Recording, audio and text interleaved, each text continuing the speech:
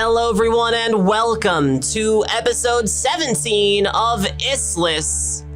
My name is Veronica Ripley, creator of Issliss, and I'm very happy to have you here today. We're joined by a lovely cast today. We will be missing Technique for today, so we're about to introduce our cast. But before we do that, I would like to talk just briefly about our sponsor for today, Holzkern Watches. They're a phenomenal company. You should definitely check them out. ! Holzkern in chat if you would like to just see some of these gorgeous watches. They also have beautiful stone and wood like jewelry and bags and just all kinds of beautiful things. So check out ! Holzkern in chat. I'd also like to remind everybody that we have a podcast available everywhere podcasts are consumed. You can also find our VODs on YouTube and on Twitch, and we have a Discord community. So if you are fans of Issliss, or you know people who are fans of Issliss, or you just really like TTRPGs, check out our Discord. That's just fablescraps.com/Discord, and we'd love to talk to you. If you have questions about Issliss or our other show, Enigma Society, then definitely check out our Discord. We stream the show live every Friday at noon Pacific here at twitch.tv/fablescraps. And right now we're going to introduce our cast. And for our live audience, if you would do me the honor of putting ones in chat when we introduce our cast members to let me know that they sound okay, and put a 2 and their name in chat if I need to fix their audio a little bit. So without further ado, I would like to introduce our lovely cast here today. First up, we have Candacethemagnificent. Hi. Hello. Hello, everybody. It's Friday, thank God. But also, it's time for us to reckon with perhaps the more unsavory decisions we made 1 week ago. Fantastic. I see some ones. Excellent work. Next up, we've got Domesticdan. Hello, it is I, Domesticdan. I play Leaf here, the hound. Yeah, he's a hound. I say that because he's just, I don't know what he is anymore. I love him though, so that's me. Fantastic. Next up, we've got Chelsea. Hi, I'm Chelsea. And the decisions that Grizz was referring to last week, I'm Decisions. Hi, nice to meet you. It's my decisions. I'm Pippet, and I am an apothecary's assistant who is also a veteran, which is great. I'm going to use that for as long as I can. Oh, hey, guys. There is a special engagement going on right now. There is like a special engagement in the Southern Platelands, but technically not a war. So a lot of people are very curious to know what's exactly going on down there from someone who was there firsthand. So, where we last left the party, the cell had just found their way through the woods into, stumbling into a huge herd of flooves, these massive rabbits, basically huge fluffy creatures, immense in both size and stupidity. And there were just this enormous herd of them, being led and driven by these two ranchers, for lack of a better word, fluve ranchers. They were running these fluves from somewhere to Lemeret, and the cell just found their way right in the middle. But you managed to talk your way out of it, and the ranchers escorted you all the way through these woods surrounding the city, all the way to Lemeret. But when you entered the city, you did so through a special entrance just for fluve ranchers. So large and robust is the fluve industry in Lemeret that the normal safety and security proceedings are generally quite limited here. And so you were able to slip right through under the guise of being ranch hands into the greater city of Lemeret, the intellectual jewel of the Platelands. The city is foggy, but it's not just fog here. It's also a mixture of slick soot and miasma from these massive smokestacks. Just plumes of industry burn hot here in the city of Lemeret, especially where you are at the effluvium works. The scent of just thousands of animals being pressed into a massive conveyor and refined into effluvium, the substance that powers just about everything here in the Platelands, it's a menacing scent, and it covers your clothes and your hair and just about everything on your body. You found yourself on the opposite end of a medicine show, a scam artist, a scam selling a miracle elixir. Didn't quite go the way you guys wanted it to, but you also found yourself in a business transaction with a woman who just happened to have a lot of Doska, just these tiny little skittery mammalian creatures with huge yellow eyes and tiny skittery bodies, babies, just selling them out of a big barrel. And one of you bought one. Which one of you was that? Leaf, you bought yourself a Doska. What did you end up naming it? I can't recall. I did. Prudence. The Doska resembles slightly another type of creature here in Issliss, a tisk. They're like tiny tisk, basically. Little babies, but with much cuter features. They can climb really well, they can skitter around, they make chittery little noises. Some of them can even mimic human speech, not that they really understand what they're saying. But this one was just a baby, a smart baby, and you bought it. You paid real money for it, and it just lives with you now. But as you filled up Pliers' effluvium canister, your effluvium cores from the Retworks effluvium refillery, you noticed you were being tailed. And so the tail introduced himself as Otis, just a boy, a young man who was seemingly very awkward and nervous, and just had repeatedly said, "I've never done this before," and was just trying to lead you guys to somewhere safer. But something happened. I don't quite recall exactly what led to the to the events that transpired, but at some point, Otis ended up being tripped, legs swept, and fell head first into the cobblestone, just as a corpseman had come around the corner, lighting all of the gas lamps in the district.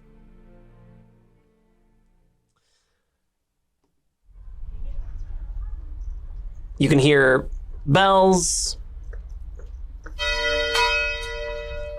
off in the distance. You see the corpseman with this long pole, light flicking on the end of it, looking up into the lamps, trying to light the gas lamps. And Pliers is gone. You look around for Pliers. You can see just the backside of Pliers running off away, recognizing that there might be a problem ahead.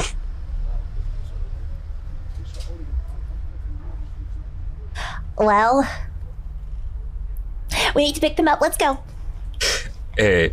Where are we going? I work on shouldering this kid that has. I look maybe around. Concussed. I look around for a door, just somewhere we can duck in.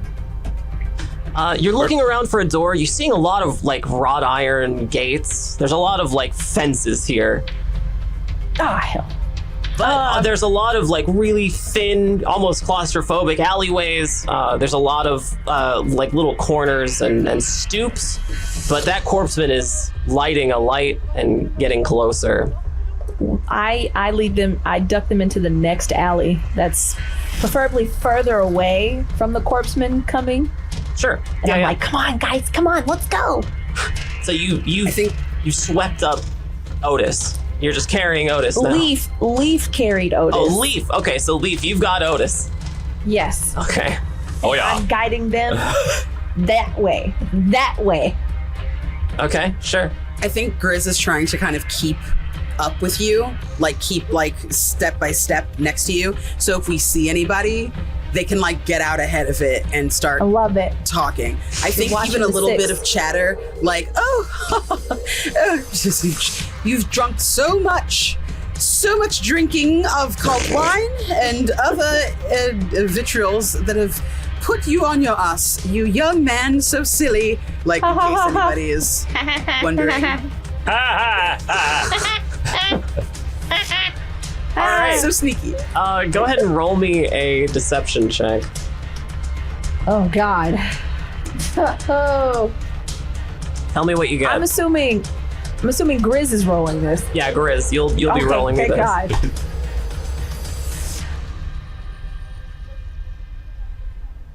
Is it chicanery Oh, sorry. Let me double or check. concealment? So it wouldn't be concealment. Concealment is more of a skill that you would use in Issliss to conceal items about your body. Chicanery would be more like tricky, sleight of hand type things. Okay. So Persuasion human, I guess, then? I mean, Maybe. yeah. Let's see. What exactly are we trying to do? Let's do persuasion human here then. I'm trying to persuade people that this boy is just very drunk and needs Actually, fireman carried. if you don't have a specific target, this has to be a perform skill. You have to perform for this. That's fair. Okay. Does this mean that Leaf has to roll to conceal Otis? Or No. Leaf, you're I'm just not concealing him. Yeah, he's just right there. according to anyone, you just have a big body you're carrying around. That's Okay, true. Grizz, is anyone else trained in perform at all who wants to assist here? Oh, no No, training no one took whatsoever. perform, huh? No. All right, you made a 13. It's not quite enough to make this check, unfortunately. So, I'm screaming. I mean, she thinks that she's being very persuasive, though. stop right there! See the corpseman toss down the pole and begin running toward you. What do you do? Oh God, how close are we to the alley? Pretty close. You could make a run for it. Listen, if we run, they're going to think something's amiss. If we just try to sell them on he's drunk, we all smell like a fluvium. You have thanks to to stop. fire You stopped me from running. You stopped me from running because I was about to bolt. I turn around and I say, "Yes, sir.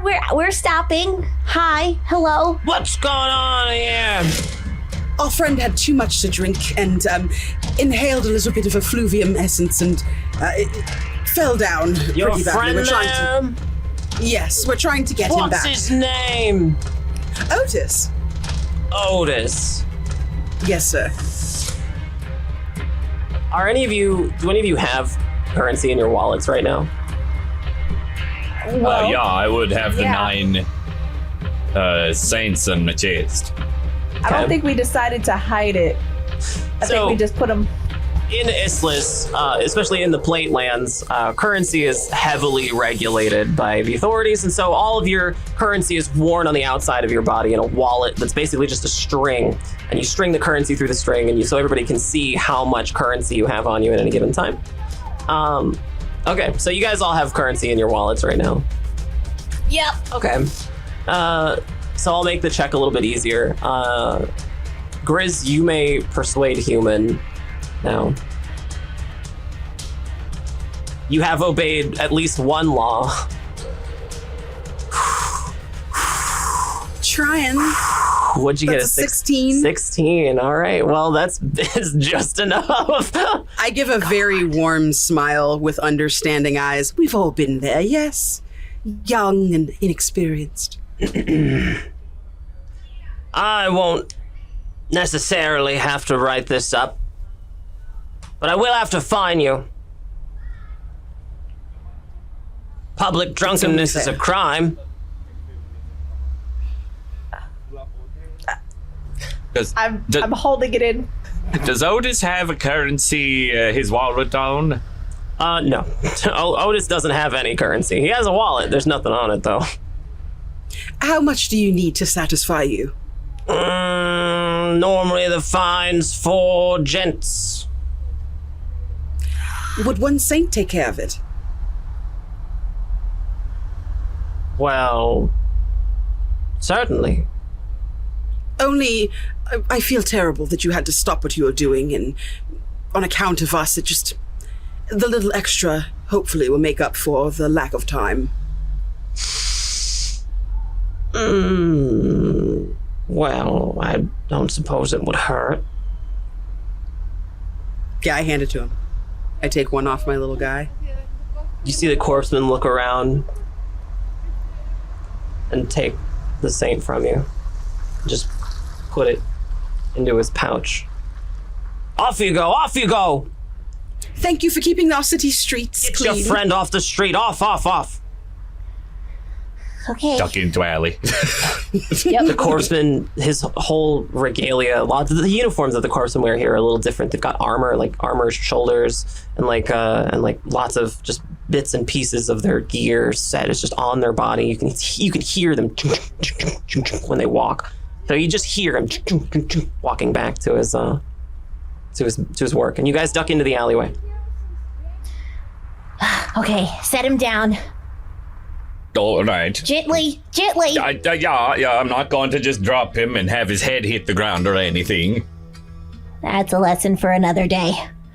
And I'll check him, make sure that he's conscious. Yeah, make me let's see, what would you make me here? What kind of check do you think is appropriate here, Pippa? I feel like biology's not bad, you know? It's not bad. Yeah. Pulling on my expertise. Do you have an ability here you could use? That's a great question. See, DMs always ask the greatest questions. It's just so impressive to me how they just know We're when to ask them. scouring the sheet looking for an ability. Literally that. Literally. We forgot every ability we had. I wasn't sure if I'm allowed. Am I allowed to use some of these out of combat? So It I do depends. have Which field ability? medic. Share it in the Yes, the thing here. absolutely. I have field medic. That's probably Okay. the only relevant skill here. Sure. First aid is instead a major action instead of a full action. This is typically one that you would use in combat. I'll allow it here if you would like to apply first aid, but it's not going to help you discern what's wrong with someone. Okay, that's fine. I'm pretty sure I know what's wrong with them.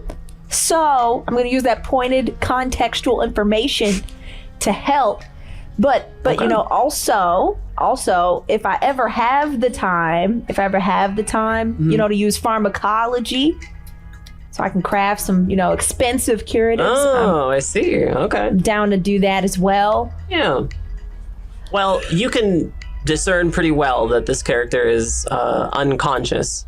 Oh And God, So if you have, I've got vials vials of to what? wake them up, but I don't know if I want to wake them up yet. I have the smelling salts. Oh, okay. We have smelling Pippet still salts. has Pippet still has smelling salts, but I'll look back at the group and say, Do we want them to wake up yet? I'm sure they'll wake up with a horrible headache if we wake them up now. So maybe we wait a little bit. Where would we wait with them? Just right here? I just want to make sure I can help them before I wake them up. The order of operations here is really important. And we don't even know where they were taking us. No. So Were they- frustrating. Were they bleeding when they hit their head? There's a little bit of blood. Yeah, there's a little bit of Oh, blood. it's just a flesh wound. Look. They're Yeah. just unconscious. They're just unconscious. But should you maybe help them with the flesh wound before waking Yeah, I'm them up? working on it. I'm working on it. and okay. I'll use I'll go ahead and use, if I'm allowed, field medic to just generally help them. Okay. Yeah, absolutely. Yeah, you can stabilize them pretty well here. You're not in combat and you're mostly relatively safe. Probably okay. Awesome. Okay, perfect. You are in some kind Then- of storm drain, and there is just a trickle of some kind of like black fluid, kind of like going through the storm drain. You can hear just dripping pools of something below you. It's smelly and gross, and you're kind of behind someone's stoop. It's dark, but who knows for how long until that corpseman finishes lighting the gas lamps. After I've discerned that I've helped them with their general injury, I will go ahead and give them the smelling salts. Okay, sure. You know They're what? right under their Are you nose. sure you want to do smelling salts and not some other method to try to wake them up? I can do something else if I think it would be gentler. How much smelling salt vials? How many smelling salt vials do you have? I do have 3 of them. Okay, yeah, sure. So you can absolutely use one here if you'd like. If I before I do that, since you said it, I'm going to use that. I'm going to try to gently wake them up if that doesn't work. Yeah, If that works. sure. Hello? Hello? Hey, Otis? Otis? Yeah, buddy, come on. You gotta get up. You gotta. 1, 2, 3, eyes on me. How many fingers am I holding up? Mom. No, I'm not your mother. I am Pippin. Now, I need you to count the fingers.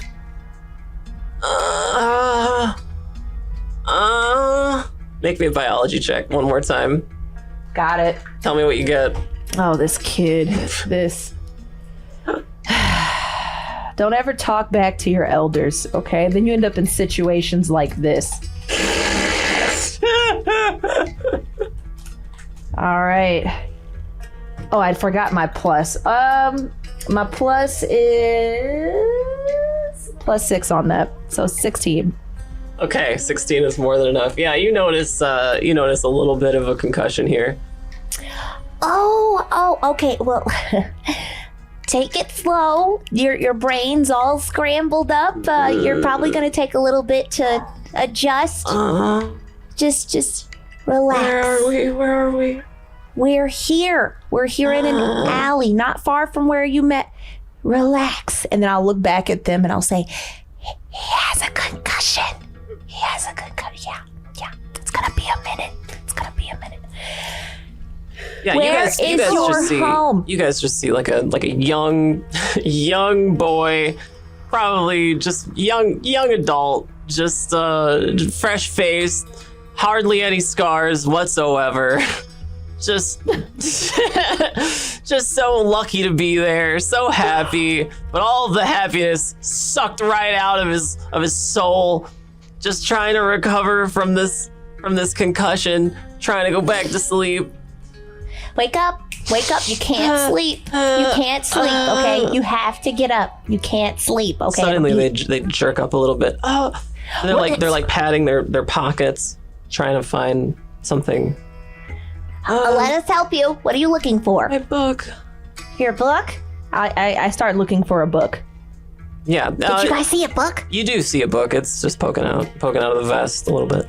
I pull it out. Is this it? Oh, that's it. Yeah, thank you. Slow down. How many fingers? Kind of like clutching the book a little bit. Come on. 2. Good. Can you follow this one? I watch his eyes. Yeah, his eyes. It's working. Good. Okay, excellent. Okay, we need to find where you were trying to take us. Okay. We need Yeah. to get out of this alley. Do any of you Leaf, make me a detect check if you can. I can indeed. Tell me what you got. Yeah. I know where we are. I know exactly where we are. 18. Yeah, Leaf, you know that book. One of your younger siblings had one. It's called The Ebony Talon, The Adventures of the Ebony Talon. It's like a mass-produced paperback, kind of Penny Dreadful type of story. It's like a Tisk, vigilante, holy vigilante with like a human sidekick named Meek. Kids love it. You've seen people dress up like the main character before. Usually when they're kids, they usually grow out of it. That's a nice book you have there. Oh, thanks. Diligence. I don't remember if they're still writing or not. Oh yeah, I have probably four or five of these back home. Ansel taught me how to read. It's very nice of them. Do we know an Ansel? Oh, right. Okay. we gotta go. Yeah, we got Yes. to go. Glad you kept your book. That's a good one. My little brother Leaf ended up reading that. Oh, really? Yeah, Wow, cool. Maybe I'll meet a Tisk someday. maybe. Careful what you wish honey. for, kid. I slowly Yes. help them up. Yeah, they kind of just shake it off a little bit. Kids are springy. So they're still kind of holding the back of their head a little bit, but they're like, okay. This way. We gotta go this way. And they start going off in a direction further down the alleyway. And they're like Got it. kind of looking back every so often to make sure you guys are still following. All right, I'm following. Cautiously. Sure. You're making your way through a city that it's got a lot of history, and a lot of it is just written into the cobblestone and the walls and even the layout of this place just seems so old. Everything about here seems like it's just like you can see the wear on these stones in the center of these tight claustrophobic little alleys. Like people have been walking through here for hundreds of years. There's scratch marks on the walls sometimes, and graffiti and posters. You see lots of recruitment posters for the corpsmen. You see lots of advertisements for the Legion Fair, and just lots of trash, lots of detritus, lots of little bits and pieces of garbage. But you're moving now through alleyways, left and right, and left again, and right again, and going through these tight little corridors. The buildings here are a little different than you're used to. They're kind of swept up a little bit. There's a lot of like wrought iron gates and fences and grids just kind of across people's windows and doors. But you definitely notice a lot of stone, a lot of wood, a lot of natural materials being used here. Just a slightly different design. And eventually you begin to hear the lapping sounds of water. And Otis looks back behind you and just waits around a corner and just, okay, shh. Okay. All right. So you guys have to swear to secrecy, okay? Consider us sworn. Okay. You guys wouldn't betray me or anything, would you? Would it be in a lot of trouble if, Is there a reason why we should betray you? well, no. Okay. All right. So I'm gonna need you to trust me just for a minute, okay? I have a friend with the Skimmers, and we're just gonna ask Skimmers if they can take us upstream, okay? But let me do the talking, all right? I look to Grizz. I also look degrees. You can do the talking. If you need any backup, I have been known to occasionally be a calming and persuasive presence. You just say the word, though. You lead on. Okay. I know these guys, so just they're kind of dangerous, so just let me do the talking, okay? Okay. Do you have a hood? Something you hide your face a little bit? Maybe put your collars up a little bit or something? Puts my robe hood up. Yeah, Leaf, you try to do that, but it's a little heavier than normal. Oh. It's, there's Prudence in the hood. Okay, yeah. Yeah, all right. I just kind of move my collar up more then. Leave the hood the way it is, kind of baby carrying Prudence. I'm worried have a about pulling out protective these visor. robes. So I just put that on. What's that? I have a protective visor Oh, that was included with my runner stuff. yeah, what does it look like? I crack that out. It looks like a sun hat with no top on it, but there's just a bill in the front that kind of goes out wide like that. So it's like a brimmed hat sort of thing, but visor style. And I just Okay. kind of lower it a little bit lower so that you can see this lower half of my face. Yeah, I love it. Fantastic. Yeah, you've got a protective visor on. And Pippin. I stand behind them. I have nothing unless we are comfortable with me pulling out those very ceremonial robes. Oh, God, no. Yeah, exactly. I stand behind you guys. Sure. Yeah, so you've all seen these like protective visors before.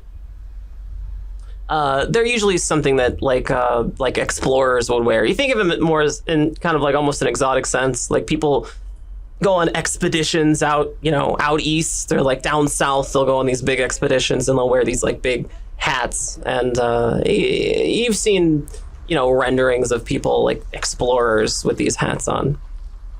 They're like big, keep the sun out of your neck and your face, and they keep you from getting like sand blindness or snow blindness or whatever.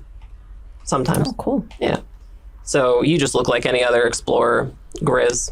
Leaf, you've got your collar up, and Pipit, you're just happy to be here. That's all I can do. Sure. You begin walking over behind Otis, and Otis is kind of sauntering up to a group of people you can kind of sort of begin to see now. They're folks with massive apparatuses along their backs, their shoulders, their arms, some of their legs. They're basically wearing huge prosthetics, walking around with these massive prosthetics. You can see spots for large effluvium cores, these massive spherical, like almost like jugs of effluvium, like clipped into their backs. While they're wielding these things, they're like lifting and loading big boxes. And you hear Otis walk up. Hey, you guys! And you see one of them look around. Finally, the full size of this guy becomes clear. You see him stand up a little bit. There's just like several of these men, these gruff-looking dudes with these huge prosthetics, looking back. One of them like nudges the other one and says something to him you can't quite hear. You're a little too far away. How you doing, Squirt? Yeah, I got some people here. What do you mean, people? And then they finally look at you. What do you do? Leaf's just... I wave. Waving. Grizz just kind of nods, tips the hat forward a little bit. Sure. These people, they're friends. The people in the prosthetics are just... All right, Squirt. Well, what do you need us to do? Otis kind of looks back at you guys and gives you a little thumbs up. Well, we're going up a river. And the people in the prosthetics kind of look down a little bit, and then one of them looks back behind them. He's like, you're going upstream? And Otis is like, yeah, upstream. And the guys look at each other again. And one of them reaches back down over this lip. Beyond the lip, you can see the Chelseabytes River, right? It runs right through Lemeret. On the other side of this river, you can see a huge spire. For the first time now, you're really noticing like just the sight lines from where you're at. In the industrial district, surrounded by plumes of smoke and workers and just a teeming hive of activity. On the other side of this river is glorious. There's huge buildings, this massive spire dominating the sky right here. Taller than any tree you've ever seen, Leaf, is this spire. You can see beautiful glittering glass structures, huge smaller little spires sticking out of where these buildings are. you can see well-dressed people if you look close enough. And one of these guys in the like the dim, like violet gloam of the gas lamp reaches down with one of his prosthetics and pulls up a box, a large box, probably the size of I don't know, a couple of fluves, huge box. And with his other prosthetic hand, just clicks it open. Says, "All right, let's go." And Otis looks around and opens a door on one side and ushers you guys in. Can I kind of get a feel for the vibe of how sincere these people might be? Otis, I'm not too worried about, but these ones, like, they were very quick to help despite being warned how dangerous they are. Yeah, you can. What would that be? Do you have an ability for this, right? To discern like intentions. I think hounds do, but I don't know if I have that. Okay, sure. Let me see. I don't think so.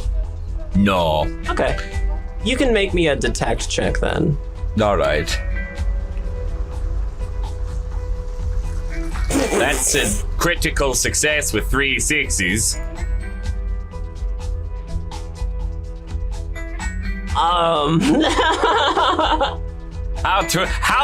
What is their life story?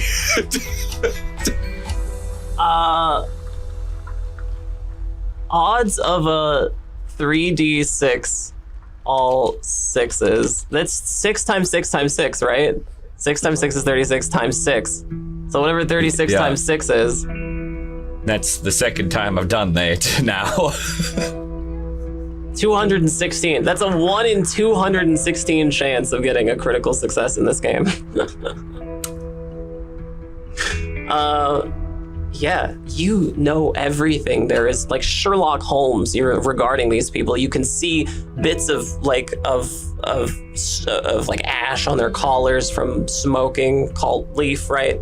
You can see the yellowing of their teeth from drinking too much cult wine. You can smell the effluvium that's run off of them. Like the dampness of their legs it's sweat, but it's like a mixture of sweat with this caustic effluvium.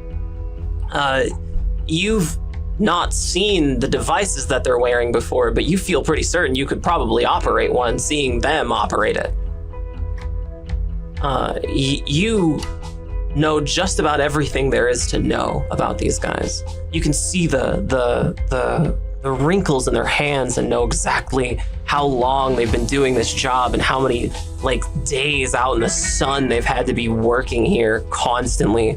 You know that these guys probably go to the same bars and go to each other's funerals. You know that this is like a real tight-knit group of people, these two guys here at the docks. And further in the distance, you can see more guys just like this, with little caps, little vests, dirty work shirts, the workers of this world. And you suspect that they're just helping this kid. You don't know what for, but you suspect that they're helping him. All right. I tucked that away a little bit for myself, but I've learned a little bit about this city now as a result, so I follow. Yeah, no questions, no issues whatsoever. Probably a lot more at peace. Maybe my shoulders relax a bit. I'm still amazed that happened. That's the second one we've seen in this game, right? The other one was you too, wasn't it? Yeah. Oh, wow. I don't remember what that was for. Was that climbing the tree to hide from the ranchers? Oh, it was. Yeah, it was. Yeah. Yeah. That's absolutely nuts. Wild stuff. Okay, so yeah, so Leaf, you go into the box?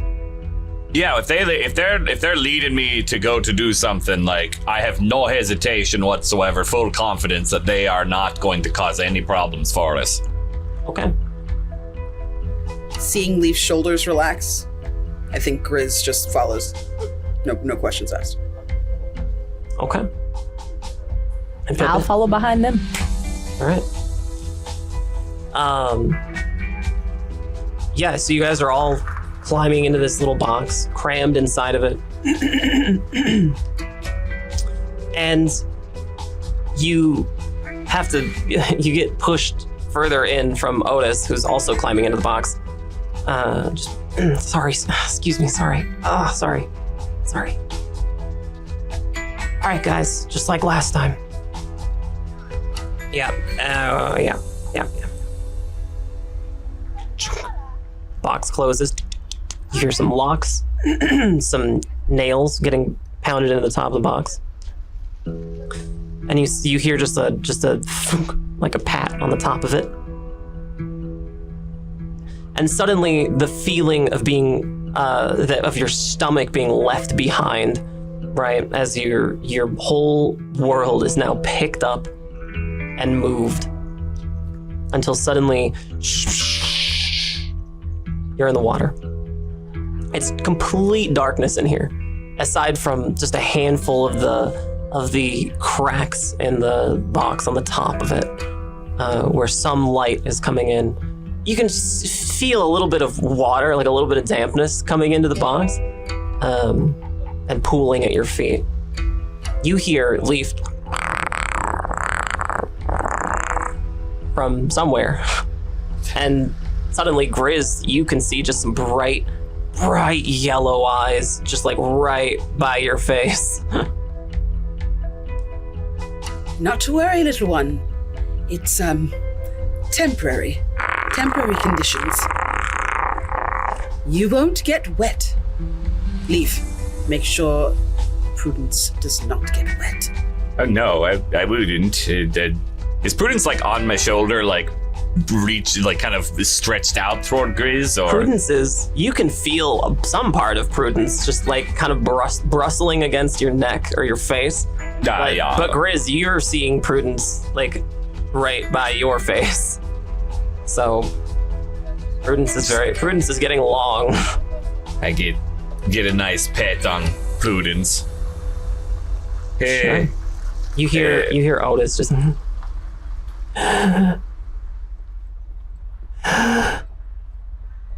You good there, kid? Are you allergic to Tosca? You guys have a Tosca? Oh yeah, this is Prudence. Oh, I love Tosca. I love Tosca. Oh, my eyes. Okay, you get over there. I move the kid to the furthest corner of the box. Calm down. Calm down, okay? Shh. Okay, all right. You don't want to disturb your head trauma, all right? And I start to if I have like any like spare cloth, I'll put it over their face. Sure. But that's all I can do. And I'm like, Put that thing away, Leaf. Well, I can't. It's a Duska. They kind of do their own thing. Well, you gotta train that thing now. We're gonna give away our cover. But it's not screaming and anything. But he's allergic. That won't change it. Will that change anything? If you hide it away, the dander won't just be out all in the air. It was fine until we got into an enclosed space, so just try to cover it up. Duskas are furry, right? Like, Oh, yeah. Yeah. yeah. Duskas are, they're basically just tiny little tisk, right? Great. Basically just teeny little tisk, essentially. Great. I mean, they're a little cuter than tisk, right? Obligate carnivores. This one's got kind of shorter hair. It's a liquid animal, right? You could pour a Dusk out the same way you could pour a cat, right? Cat out. Excellent. Yep, it fits where it sits. It's got long claws. It used for climbing. It's got a long tail. When it moves, it kind of undulates a little bit around, almost like a snake or a ferret. Great. Like a weasel, kind of. Like a Just tisk. get away from the kid. Get away from Otis. I will try. I put my hood up since it's kind of like on my shoulder and try to cover it a bit that way. Not willing to like try to pick it up while it's curious, because that seems like a great way to bleed. Sure. Yeah. Give me an animal handling, persuasion animals. That's perfect. I love that. I should probably, next time I level, I think I'd train that. Because it's not great. A 10. All right, fantastic. Yeah, you immediately just feel just the sharpest claws you've ever felt in your life, just like digging into your skin. It's like trying to climb on you now. Yeah, all right. Yep, right into your arms, your shoulders, your neck. You're just getting just stabbed by several tiny of the sharpest claws you've ever felt. Mm-hmm. Yep, that's wonderful. Love that for me. You take 1 point of damage. Yeah, I bet I've had a feeling I would. Yeah. But Prudence behaves for now. That's great. Otis, it's just it's not much longer. Why do they like you so much, Otis? What do you mean, how much longer? You tell us. It's just not much longer. The skimmers? I look at Otis. Is Otis having like a real allergic reaction to where like I'm gonna have to intervene? No, it doesn't seem to be having like they're not getting like puffy or like unable to breathe or anything. They're just very allergic. Okay, good. So they're asking us how much longer, right? No, they're just saying it's not much longer. Oh, okay. It's not much longer. The skimmers are great guys. They're just great guys. No, they really seemed like it. They just wanted to help you. They're very, very genuine.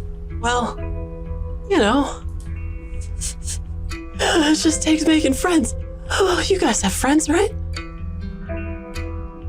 I look to the other two in here, hopeful. I look at you too, and I'm like, we're friends. If that's what you mean. Yeah. Wait, did you just say they're friends? I'm saying we're all friends. Oh, okay. I was about to get Do we offended have in real other life. friends? Who knows? But we at least each have 2. And 3 if you count Pliers, who unfortunately is not here right now. Oh, so. yeah, there's somebody else, huh? Yes. He was Don't worry otherwise about him. engaged. They're resourceful. They'll figure it out. Okay. Well, I think we're almost there. All right. As soon as Otis says this, you can see Otis now, by the way. It's dark in here, but you can absolutely make out the fact, Pippet, since you're right by Otis, you absolutely make out the fact that he's just like clutching this book, trying to make sure it doesn't get wet. I guess past the time. What's your favorite part of that book? Oh, Ebony's Howlin'? Yeah. Oh, wow. I mean, there's so many, like, just perfect parts, but probably my favorite is the whole box just immediately jolts, and all of you just forward just a little bit. The momentum carries you forward just a little bit. I'd like everybody to make me an acrobatics check real quick. Okay, I want to try to catch Tell me what Otis you get. if I can. All right. Yeah, let's see what I get, because my lord. Oh, wow. 21, almost crit again. Wow. Wow. That's nuts. I know we have to give each other room when we roll, so I'm gonna give y'all room. Oh, yeah, that's right. Thank you for the reminder. I got a hot 10. Okay. Okay. Boom. Yep. That's what I thought. Sweet 8. Grizz and Pippet, you both fall forward. You bonk your heads a little bit on the box itself. And Pippet, you get a splinter. No! Yeah, you get a worst splinter. Kind. You take it's just an awful splinter. Take 1 point of damage. Great. I set to removing it. I get my tweezers out.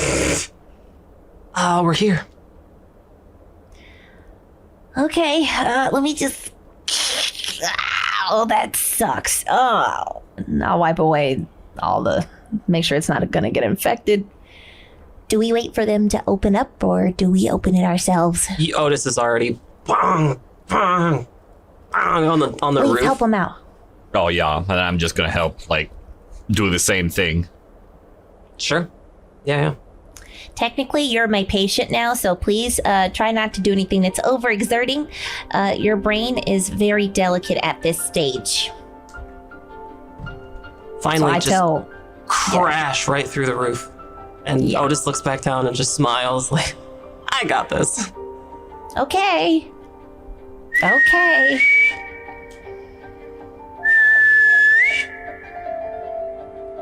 You look around, and you're inside of just a cavernous sewer system.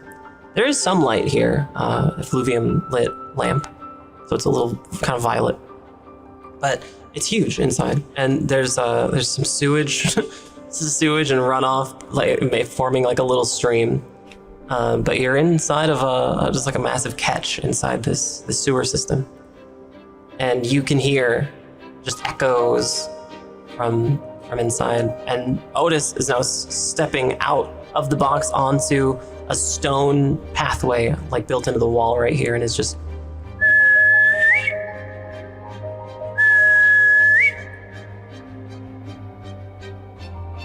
from way far in the darkness, you hear another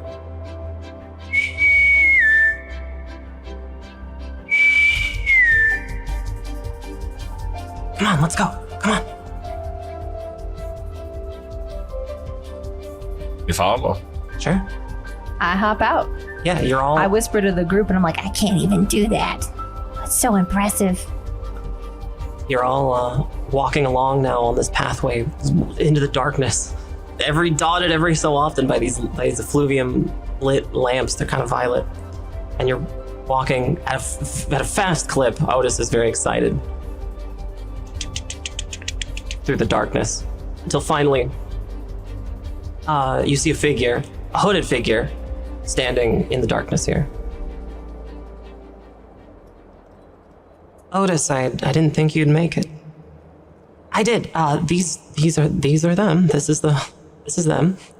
The hooded figure looks to you. What do you do? I wave. I think I tip the brim of the hat back to show my face, so Sure. I'm less suspicious looking. Okay. Yeah. The hooded figure takes a step towards you and pulls the hood back a little bit, and you can see a human face. Sort of. It's covered in these pustules, but the pustules aren't where it ends, because every one of these pustules has something sticking out of it quite far. Their like chest and their hands, you can see their hands now, seem to be covered in these tiny dots. And out of every dot is just a long, spiky looking piece of what might be fingernail. Just maybe 6 inches to a foot out of their body, just everywhere, all over them. You can hear just a lot of like clicking as they walk, as these quills kind of jingle around them. What are your names? Leaf is mine, son of Leaf. Grizz, nice to meet you. I'm Pipit. Nice to meet you. I'm Ketche. It's good to meet you. Did you know Twill? We did meet Twill, yes, on our travels. We got into a spot of trouble and we were mutually beneficial to one another. In exchange for their help, we said we would deliver something to you. Do you have it? I look to the two of them. Yeah, I do. Do you want it now, or do you want it wherever we get? Show me. I go into my backpack and pull out the small box. Yeah. It's a smooth box. It doesn't appear to have any like hinges or seams on it. It just looks like a cube. You can hear something rattling around inside of it though. Okay. Great. Just come with me. I stow it back away. Otis is just I'm so happy it worked.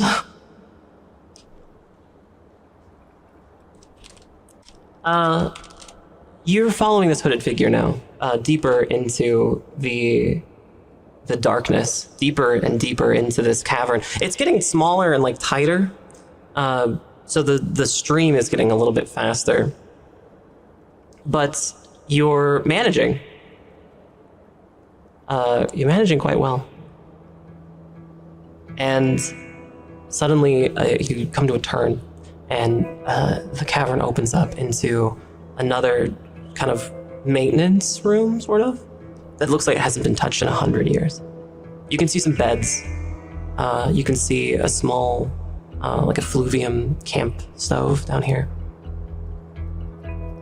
And you can see another couple of people. They're also just kind of like in tattered clothes. One of them is huge and seated, just eating some meat. And the other person is on a bed, lying down. Okay, well, this is us. Hey, everybody. We've got some visitors.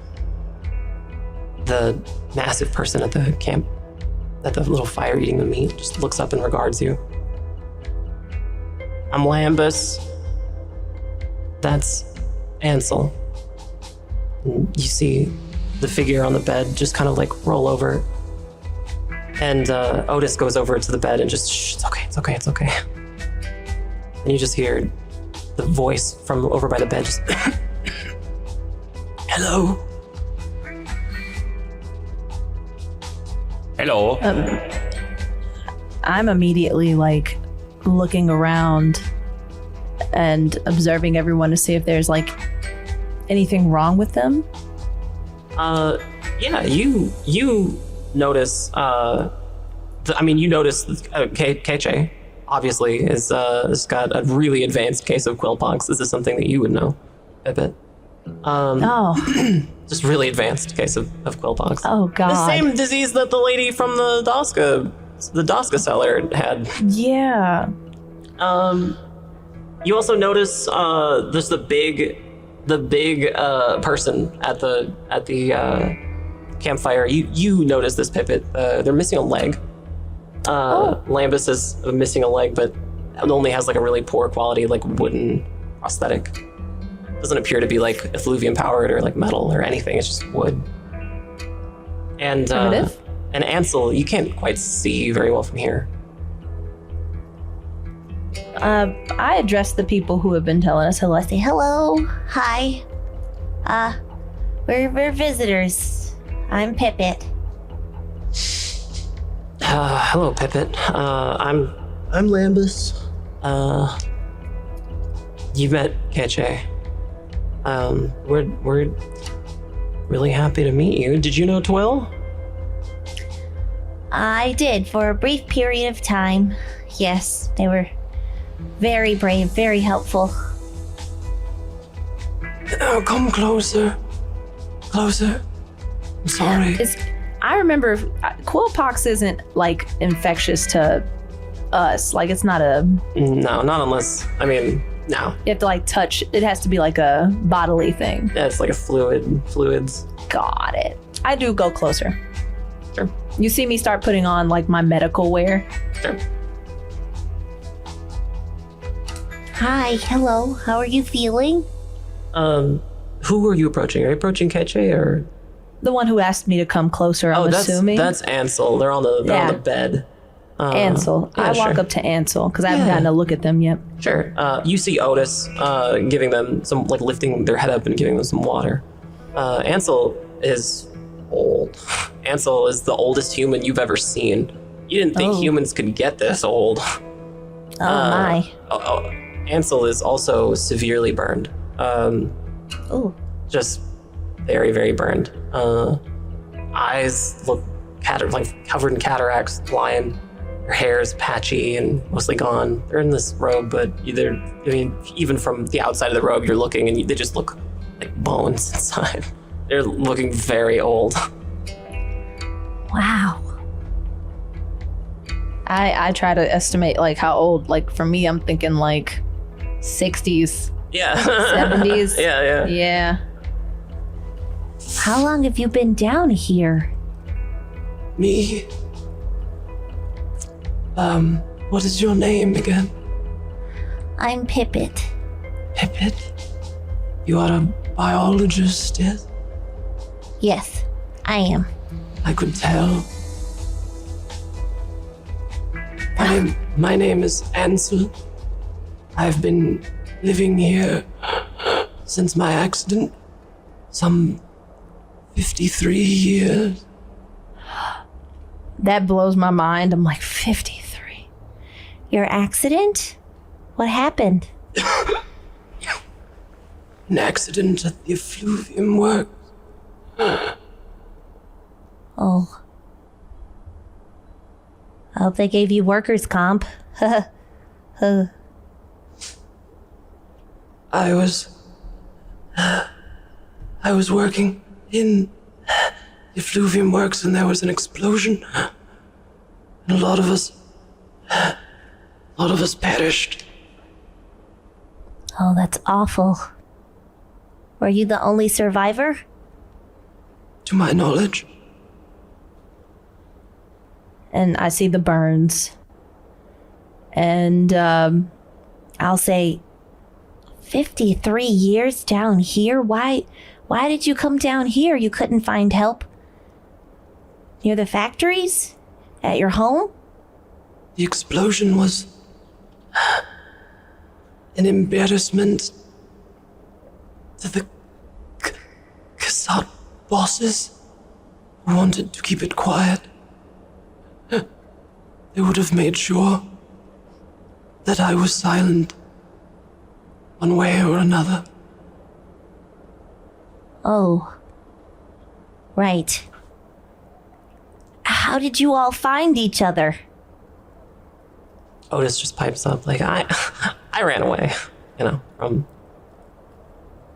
the sanitarium.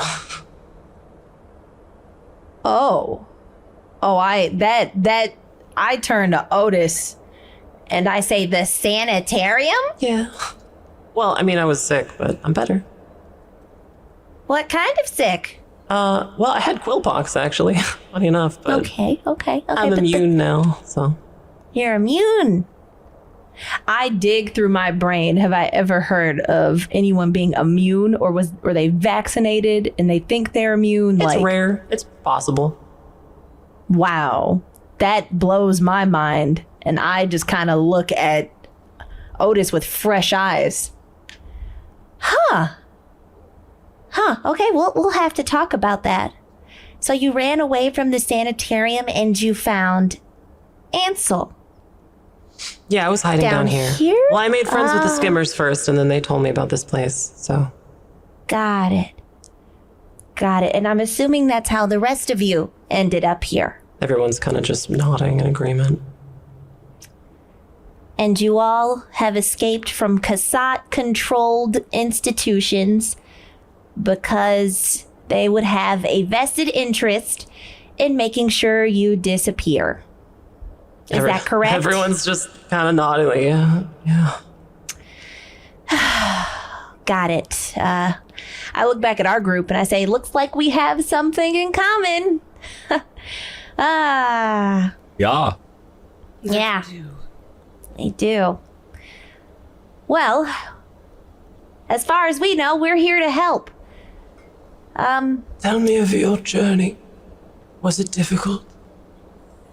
Oh, was it difficult? And then I look at Grizz.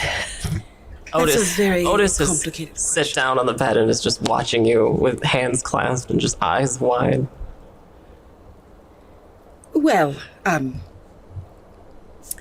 I think Grizz like looks at this group of people kind of staring, waiting for information, and does like a quick gut check to decide how much to tell them. Yeah. Sure. Yeah, I mean, they don't seem like... They don't seem necessarily, like, more dangerous than you guys are. That's important. I mean, there's like an old man and like somebody with quill pox, and there's a scrapper, but like, and a kid that you've already defeated in almost mortal combat. So we actually come from Arcadia Farms. I'm a runner. Leaf is, a tapper. And Pippet, what is your designation properly? I know you're a veteran, but... Hi, I'm Pippet. I used to work in the Cassat labs as an apothecary's assistant. I specialize in biology and any sort of medical pursuits. And I was at one of the assignments. I've seen a few things. I won't get into that. We all reunited in Arcadia Farms after the corpsman that was in charge there insisted on making our lives very difficult. We found out that people were dying, being slaughtered, for asking for concessions, and... Well, we met your friend when we were trying to escape. We've been through quite a bit since then. In the place where Twill was hiding, there ended up being some cultists, so to speak, that worship the sun god. We got the box out and then ended up in a small town where people were going missing. Wait. Don't forget the part where they tried to burn us. Don't forget that. That's important. Yes. We've been nearly burnt alive. It's now 3? Yeah, a lot. So, we were saved by the Tisk. Saved, so to speak. And we were on an airship. It was quite magnificent, until people died. And then we were here, after seeing some floofs. It's been quite a terrible journey. you escaped the Tisk? Well, Yes. the Tisk let us go. Did you More like... make some kind of deal with them? The Tisk We might never have just done. let someone go. We might have done, yes, a small one. To make sure the Cassat didn't have a wonderful debut during the fair. Ah, I see. And so you are here in service of the Tisk? So to speak, yes, but what we saw while with the Tisk was also not quite comforting, so we're trying to just get the job done and hopefully be on our way. I see. Then it appears that we may have similar interests. It seems as though we could help each other, perhaps. I would like that quite much. We noticed that you're not the only ones affected by this pox. The woman we bought the Doska from also showed early signs of this same illness. It seems rampant in this city, and it's abominable that no one has done anything about it other than try and sell some... Ghastly snake half-cobbled- oil. That's That's what it right. is. It's disgusting. You haven't dabbled with any of that, have you? No. So, all right.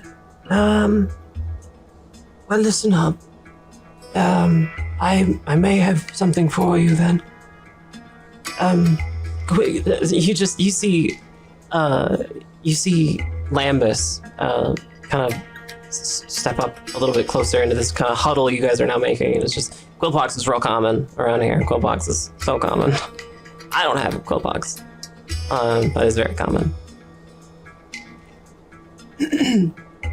So, you would like to see an embarrassment for the Kassan? Nothing. I should think we would.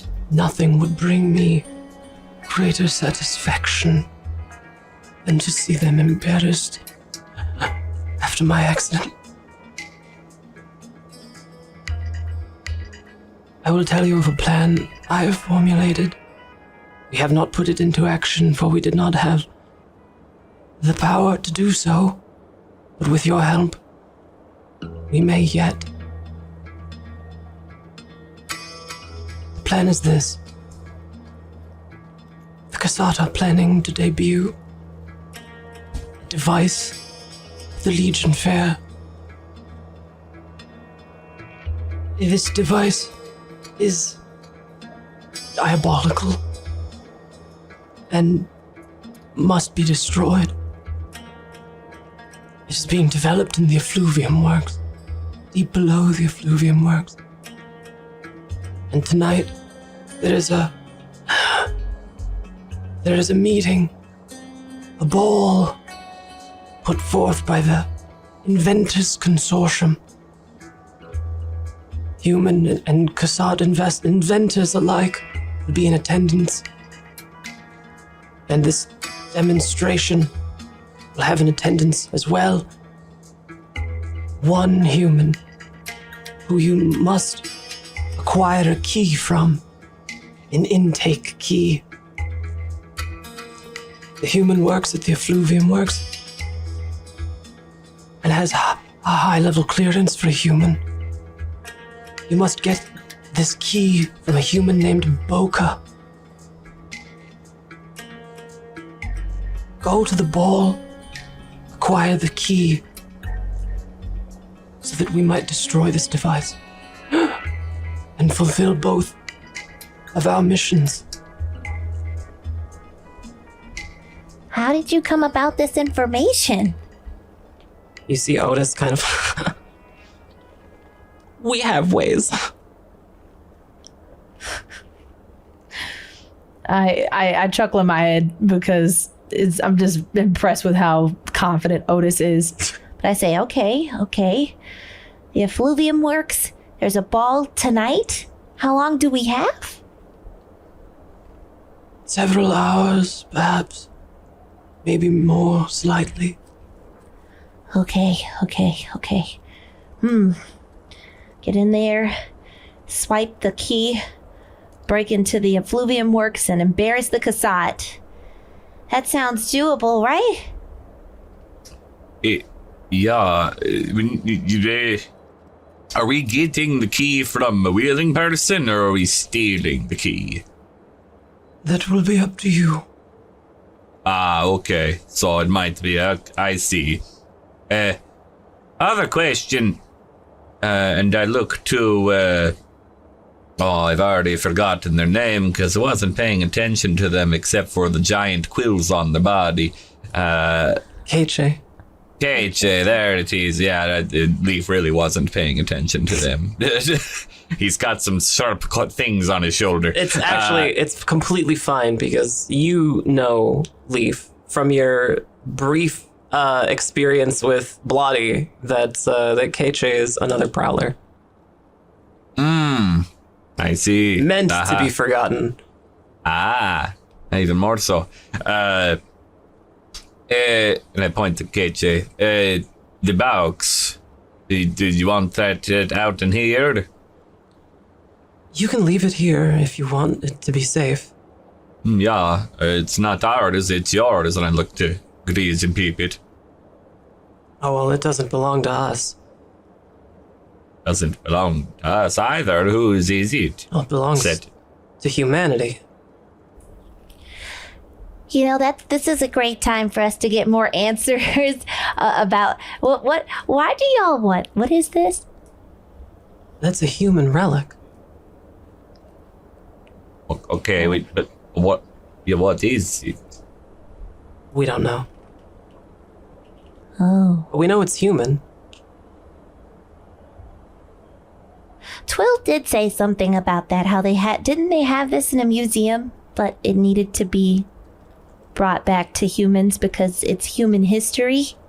The Cassant set up schools everywhere. Every settlement, every human settlement has a like a government school and a little museum, and they just love putting human artifacts on display just to remind people, you know, that they won.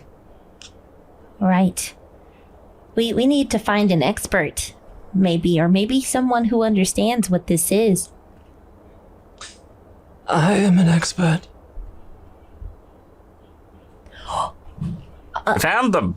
Well, do you know what this is? And I'll ask Leaf to bring it over to Ansel. Yeah, I do so. Ansel sits up a little bit. Run his hands, long fingers, bony and gnarled, kind of winding their way over the box. It is difficult to say. I will need further time to study it.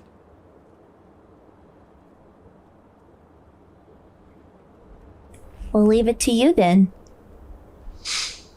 And I'll ask Otis to help set it up or place it for them. I'll take care of it. Okay. We need to get you guys ready for a ball. Yeah, how are we going to go there? Well, we know where the ball is. It's at the Botanical Gardens, which is just over the river. But we don't know how you want to do this. Do you? How do you want to do this? Well, I've never been to a ball.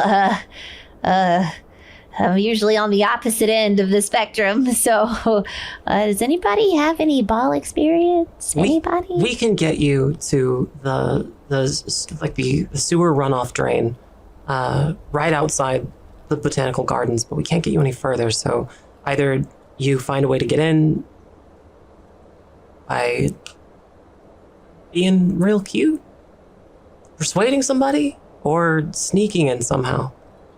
I have a question. This Boca, do you know this person? Are they sympathetic to your cause? Your beliefs? I don't know. I don't know anything about them. Right. Well, I could do the sneaking in. I'm not that good at the talkings, but you two might have a better chance of maybe convincing your way in. And I could meet you inside somewhere. That could work. How good are either of you, lifting things that perhaps do not belong to you? Not so good. I'm better at following and being quiet. I could lift something heavy, but that's as far as my lifting goes. That's it. Well, the way I see it, there's two ways to do this. One, expose one or more of us to ask for the key and persuade for the key, which I imagine I would be doing. Or two, one of you makes a little bit of a scene and I lift the key from an unsuspecting person. One of them leaves us open to people knowing that we were involved in something unsavory, and the other potentially could keep our noses clean. You just see Otis clap hands together. I'll go get the ballware. Stay right here. Otis just is gone. Okay. Thanks, Otis. I prefer my nose clean. Thank you. Thank you. Thank you. Yeah. Which one is which, Grease? Well, I mean, I could probably make a disguise and not look like myself. And if I go in alone, then I think I think I could probably just get in and out unnoticed. Fingers crossed. If I were to persuade them to give us the key instead of just lifting it, that would be a little bit trickier, because if they're a company person and they care about the Cassat's interests, I or we will be reported. For me, the margin of error is quite larger. Would you...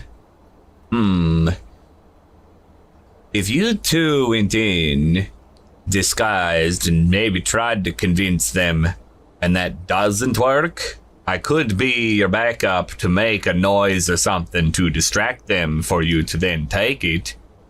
Kind of a mix of both.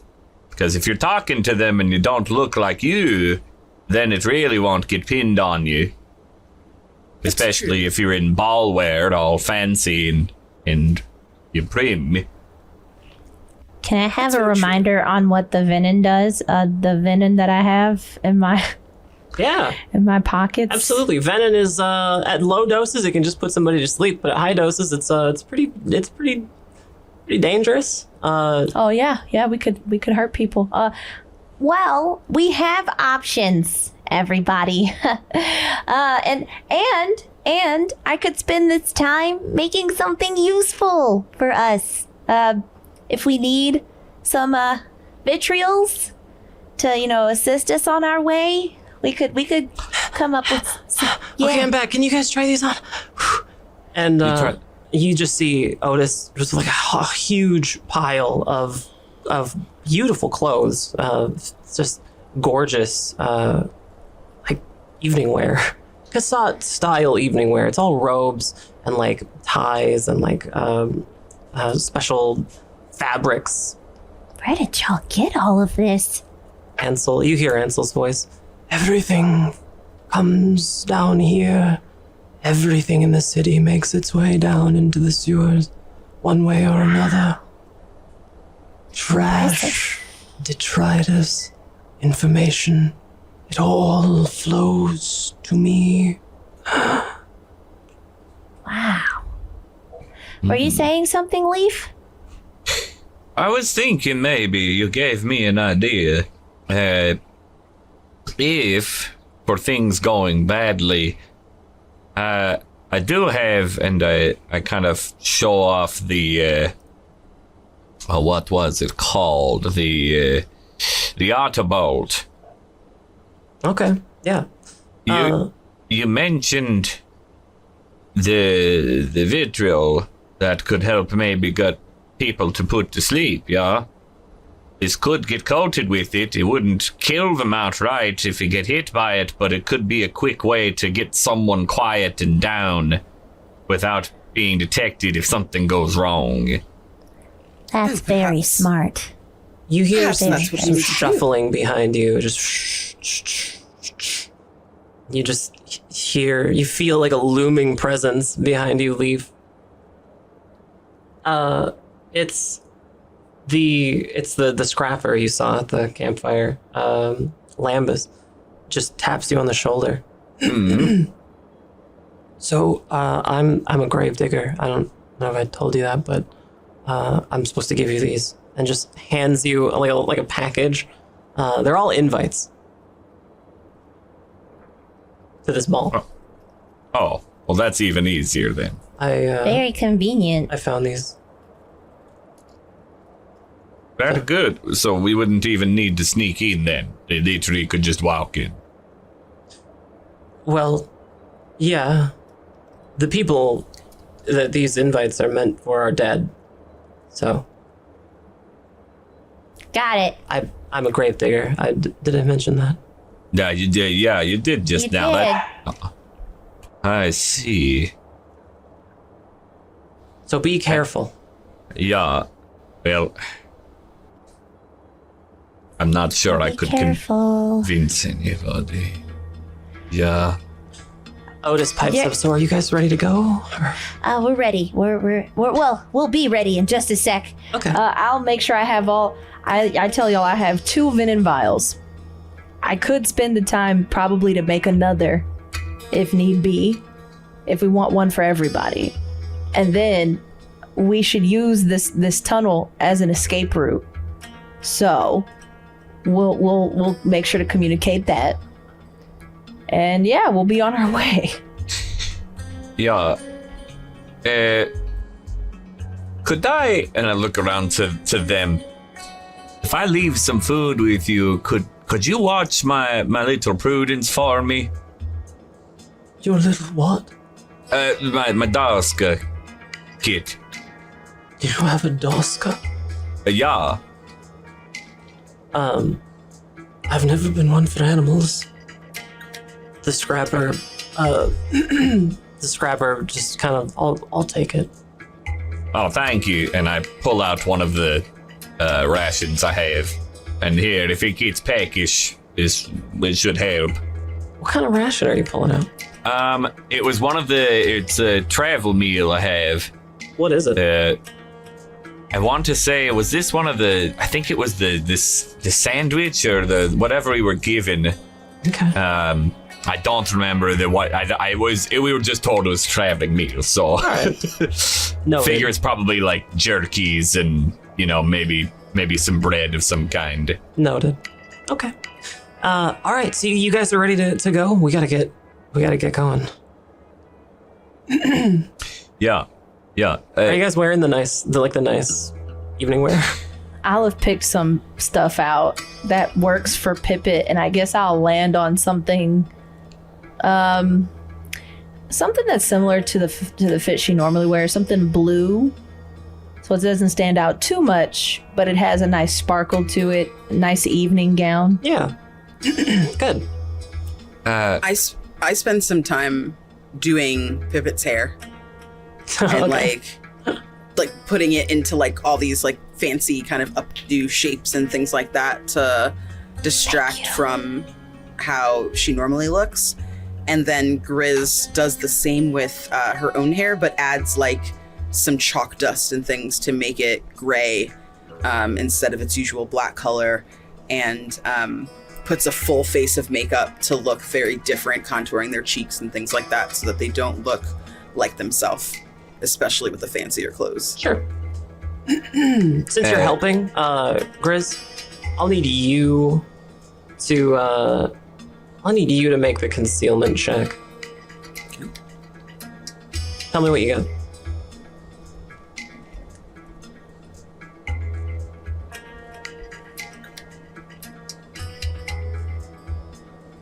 Wow, nice. At a 20? Mm-hmm. Perfect. Okay. Yeah, the disguises are great. I looked at the two of them, yeah. So do you want me to do this, or be the one to kind of be a backup in case things go poorly and sneak in elsewhere? I don't think I could convince them very well that I'm someone else. I do also feel like if we're using the names of dead people, there are going to be people in there that might know said deceased. So the fewer of us using those invites, the better. Yeah. Just be the backup that sneaks in. I I myself will go as whoever, but Pippet, maybe you're the niece or cousin of the person who's dead? Yeah. I think Go that'll work. Then we don't need multiple vials. We'll just need one between both parties. So I'll give one vial of venom to Leaf, and then I'll hold on to one for the both of us. How much do I use, Pippet? A very little to knock them out, but a lot if you just wanna, Okay, alright. I did, yeah, I'm like looking at the bolts for the other bolts, or like, okay, I would do it, yeah, okay, yeah, and I stow it away. And like, then I put my hood up, now that there's no Daska inside it. Sure. Yeah, absolutely. So Otis is just starting to usher you all over to back to the box, back out of this place. So we're all ready, right? We're gonna go. Okay. Yeah. All right. So I'll go as far as I can, but I'm gonna have to leave you eventually, and just here we go. I'll be back, everyone. So we're ushering you now out, back the way we came, back down the long corridor, back through the sewer system into this box. You're back at the box. There's some water pooling in the bottom, and Otis is like, okay, hang on a second, just starts shoveling some of the water out of the box. Okay, so we are going to remain in the box. I'm gonna be outside of the box to push, and when we get out to the front, we're going to we're just gonna stay in the box. Okay, I'm gonna talk to the guys, and they're gonna get you sent to the botanical gardens. All right, when the box stops, I need you guys to get out of the box and just make sure that you're not somewhere where people are going to see you, okay? We don't want anybody finding the box, right? Okay. Yeah. Good. All right, so hop in. Here we go. You guys get back in the box? Yeah. All right. Yeah. You get the box, the lid comes down, and the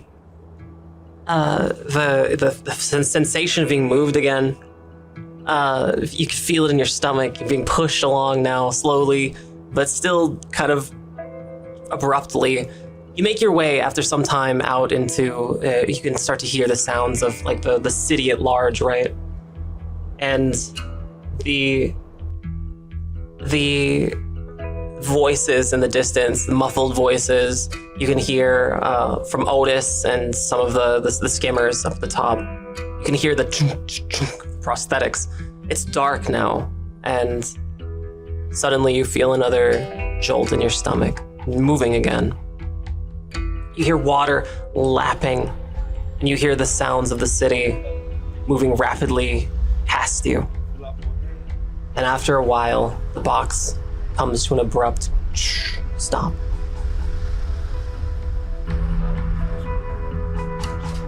Okay. Yeah. I think we're here. I lift the lid off as best I can. I hope to. Sure. And now in the distance you see it. Bright violet light. Almost white in its iridescence, right? Over this complex, this huge glass complex, you can see lots of trees, lots of plants, and lots of flowers, and a line of people off in the distance. Where you're at is a storm drain. You've just popped your head out of the box some ways away in an alleyway. And you can see this storm drain is kind of goopy and kind of gross. But all these people off in the distance are looking rather proper.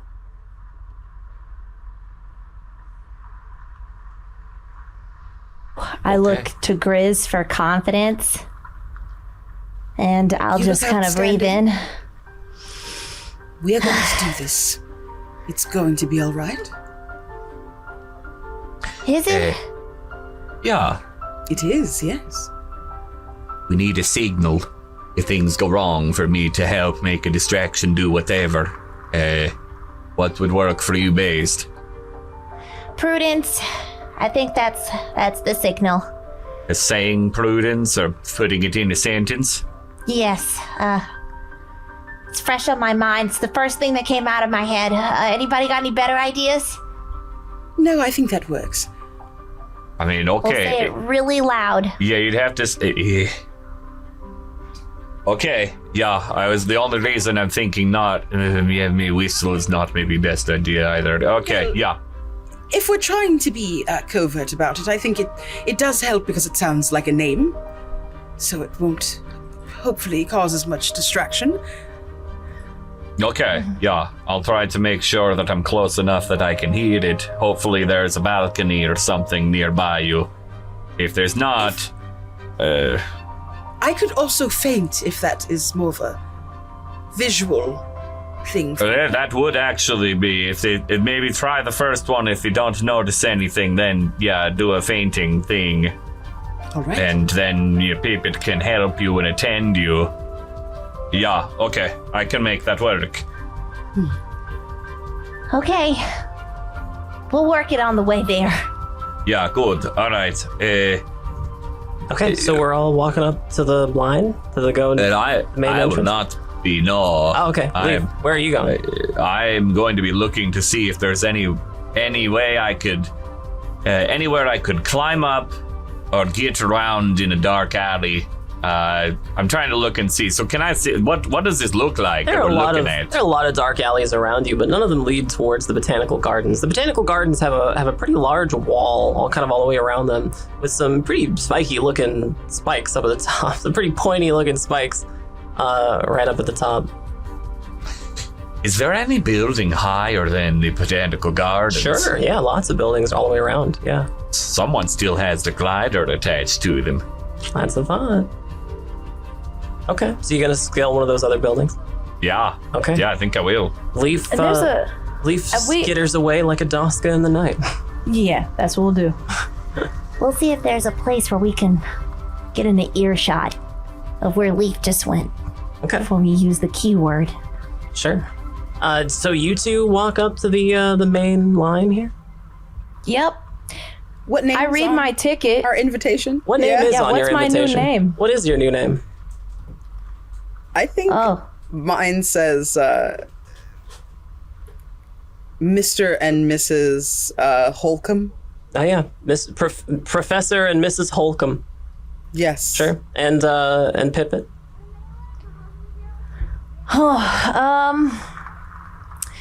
I mean, it has to be some sort of engineering degree or something. That could be it. They could have a PhD in engineering. Yeah. I'm just gonna go with the simple Cat. Cat. All right. Yeah, Cat. Dr. Cat. Dr. Cat. PhD in Fluvian Science. Sure. Effluvium science. Got it. All right. Sure. So you two make your way up to this line, and there are just a lot of people here, kind of milling around. You see some beautiful clothing, gorgeous clothing. People with humans with just expensive-looking outfits, shining, sparkling in certain places. Long gowns. You see a lot of flowing robes, a lot of iridescence, a lot of jewelry. You see some gorgeous wallets, that are just these elaborate strings of metal, with lots of saints on them. And you begin to hear some music. And you just hear people in line next to you I can't believe that it took so long to get here.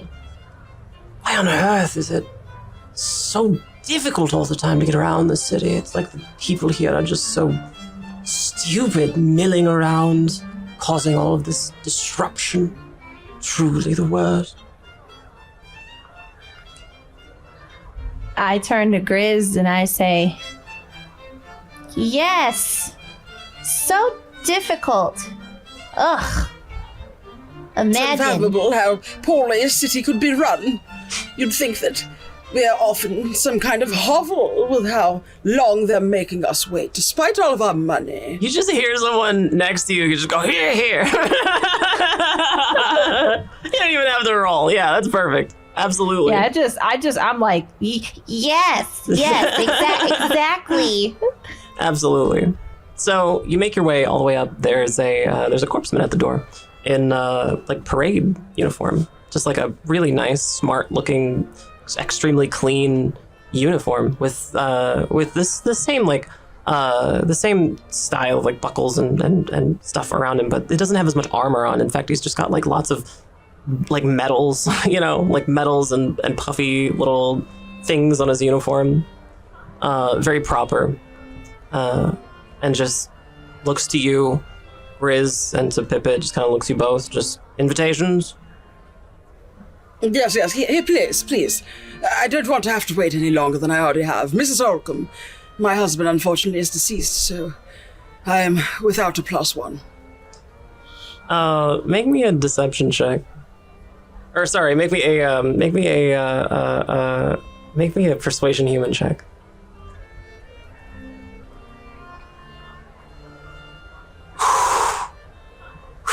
14. Wow. Okay. Yeah, that was close. The corpseman is just looks back at the long line of people still outside and is just sorry for your loss. Go ahead. No, thank you, my darling. Thank you. Excuse me. And you? Hello, Dr. Cat. Engineer in effluvian science. Invitation.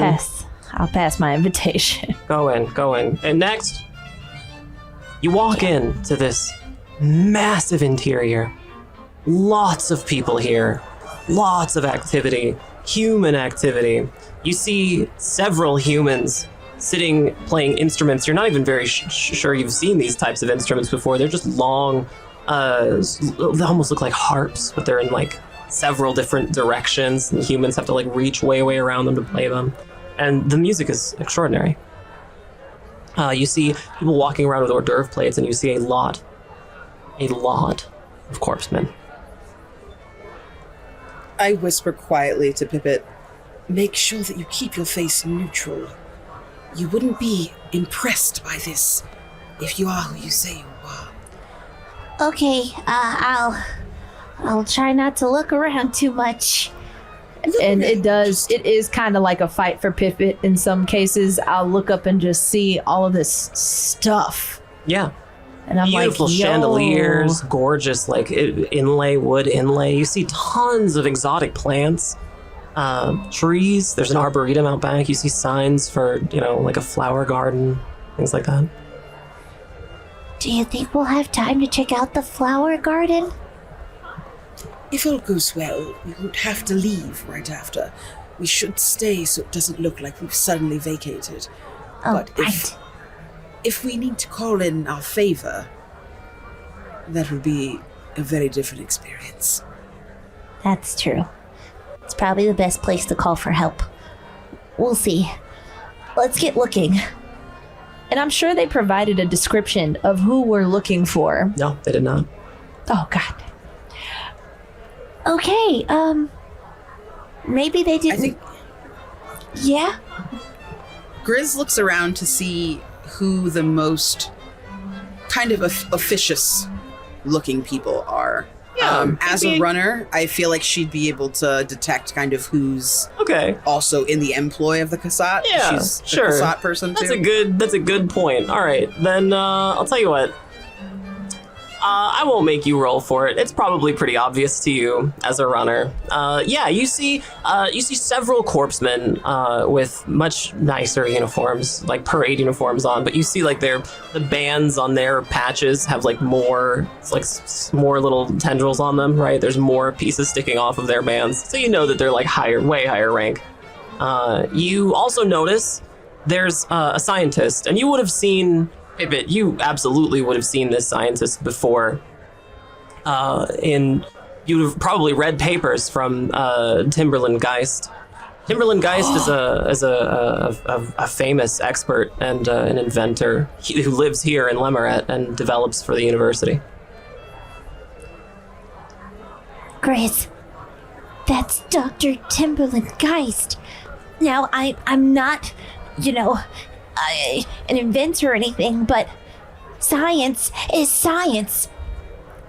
We gotta make our way over there. I'm sure they'll know something about our friend. Oh, please, lead the way. Go ahead. If for some reason you strike out, at least you've had a conversation about science today, which, makes this a little bit more worth it, yes? Yes. Pippet, I want you to make me an acrobatics check. Oh, God. Let's do that. All right. Tell me what you get. For sure. Let's acrobatics on in there. I got a 7. Ooh, wow. Okay, so... Yes. Yeesh. Pivot, you have never worn a dress like this before, maybe in your life. Never. No. It's very, very different trying to walk in this thing. It's a little bit too long for you, and you trip. Very loudly. Like, you yell a little bit when you go down. Can I try to grab her? No, Pivot's a little too far away. Oh, these darn shoes. Someone does catch you, though. Oh, thank you. And I look up. Not a problem. You see someone in like a very smart outfit. It's all black, and they look down at you with just some really intelligent looking eyes. They're studying you. They look very wealthy and young, and they're just here, and they've caught you, and they're like, have a few too many already. Oh, I wish. It's these shoes.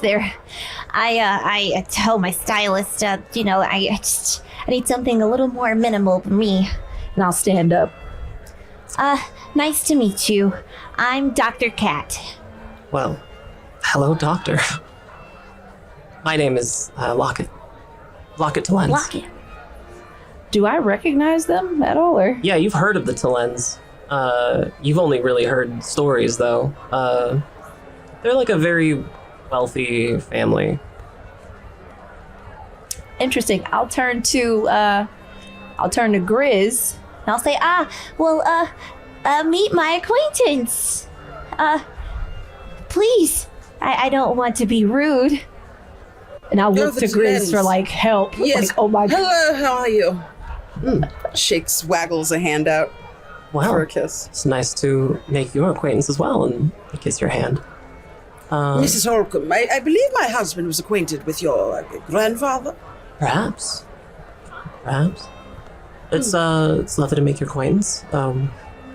I hope you haven't had too much wine to have fun here. Not at all. When you get to my age, it takes far more than that to put me out. Well, are you two sisters? Oh, no, we're just, we're friends. I know some of her friendly friends, and, I just sit in a lab all day, so I need friends. It's an effort to shake things up for dear Dr. Cat. Get her out of the laboratory and into society where she belongs. Of course. Yes. Mrs. Holcomb's doing me a favor. As you can tell, I'm not used to the frilly stuff. Certainly. Well, half the people in here are just putting on a show. Oh, Everyone Are here they? loves to pretend that they're so wealthy and they're so well off, but I mean, come on. oh. Well, yeah, this show, it's a lot. It's a hard dance to follow. Were you hoping to meet anyone here? Well, I can't say I haven't seen some illustrious superstars on my side of the field. And then I point over to the doctor that I've been trying to get to. I've been meaning to catch their eye for a minute. I'm so interested in their work. Ugh, Timberland. Oh. Did I catch that? I would, yeah, absolutely. Okay, I was like, oh. They're fine. Just idealism. So pathetic. Well, I beg to disagree. I think their work is immaculate. Did you read their last white paper? No, I missed it, I'm afraid. Well, I insist you try it sometime. It's very illuminating. Well, if you'll excuse me. Certainly. You see, And I'll kind of step off to the side. you see Talens go back to just a big circle of people who are all dressed just like Talens in these black outfits, really smart looking like clothes and really expensive looking kind of accessories. I kind of lean over to Grizz. I'm like, some people don't even know what they're talking about. Yes, but at the same time, I got the distinct feeling that perhaps there's more to that person than they're letting on, talking about how it's all just an act. They could be someone that I sees guess. through this a bit, even though they don't share your expertise with sciences. True. Maybe you should ask them about our target. Yes, I think that might be smart. Do you want to come with me, or are you going to speak to your doctor? I'll wait for you. While you guys are figuring out what to do, we go now to the rooftop of an adjacent building outside. What's going on up here, Leaf? What are you doing? Oh, I'm wanting to look around down at the botanical gardens. Sure. The idea here that I was hoping for and thinking of is usually in parties like this, from what Leaf imagines, because he has actually no idea, is most everyone's on the ground floor, and then the upper floors are less used due to the partying of everyone downstairs, because stairs and drunkenness are not a good mix. That's a very good point. And this is entirely all of what Leaf imagines, because he's never been in a building like that before. Yeah, absolutely. Mostly because when he was a hound, or is a hound, he would be tracking people through the streets and alleys and sewers and, less affluent areas normally. Maybe hired by someone who's affluent, but not usually tracking there. Maybe a detect check, if you will. Tell me what you got. Yeah. That's a 16. Okay, yeah. From here, you can see way off in the distance. You can see over the fence, and you see like a big compound. Like the botanical gardens make up a pretty sizable like footprint here in the city. And off on the side, in like a loading dock, you were noticing a massive crate being loaded in by several corpsemen and a couple of really well-dressed kind of attendants. You can't hear what they're saying, obviously, but you can see them moving this massive crate into place. That makes me think that's probably what we're targeting in the first place. Possibly. Okay. So they have a loading dock in the botanical area. All right. That's good to know. The side and then where they're going. On this compound itself, does it have how many stories is it?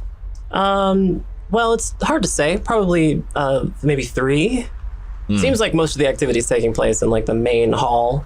But you can see some wings off to the side. Because my hope is to get to maybe the 3rd floor and work my way down. That way it decreases chance of detection. Okay. Yeah, we'll say with a high enough roll, you could make your way to the top of the botanical gardens. Yeah, and if I can't, then I'll take what I can get, of course. Okay. So make me an acrobatics check, and if you surpass a 16, you'll make it to the top, and every 2 below that is down to the ground. Okay, gotcha. All right. Tell me what you get. Kind of flexing my nice little glider and see what happens. That's a 19. Wow. All right, sweet. Yeah, you're flexing your muscles. You remember exactly which ones it was too. The muscles around your back of your torso, and you can hear the of the thing deploying, and it's deploying from your wrists all the way down your torso, all the way down to your legs, like your knees. You feel like this membrane just extend and retract almost instantly along your whole side of your body. And you make that first jump, and just the sound of wind rushing past your head. You manage gracefully to avoid just some poles and some spires, things rushing by your head. But you do manage to get to the roof of the botanical gardens as you make your first few footsteps down. Flare up at the last second to slow down, and here you are at the top of the botanical gardens. All right. Now is when I start looking around to see any ingress points. Maybe not. Well, if there's a skylight of any kind, probably peered in just to see.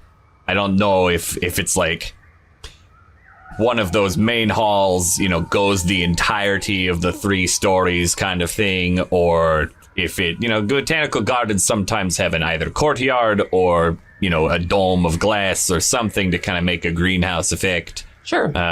Just trying to kind of get a vibe for the building itself before trying to make my way you in. look around a little bit. You're trying to find like places to get in, and this is something that you're very good at. This is like your whole thing. So after a while, you do find just an access port to get up to the roof. There's a ladder that goes down into some dark room below. Oh yeah, well then I'll take that after kind of peering in. Now I do want to note I have something very interesting now. After my little kerfuffle with that the lumen, I've got an ability that is there we go. Skill attempt. When I'm blind or in darkness, it's 1 level of security lower for myself now. Interesting. All right, good. Well, that's excellent to know. We'll keep that in mind as we go back to Grizz and to Pippet inside of the event. Grizz, where are you?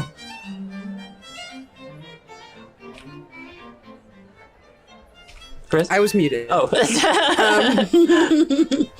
I am trying to decide if I want to approach this gentleman or if I want to talk to one of the people that I know are workers for the Casat. Who are we talking to? This gentle person, I should say, because I do not know their gender. Locket. Oh, sure.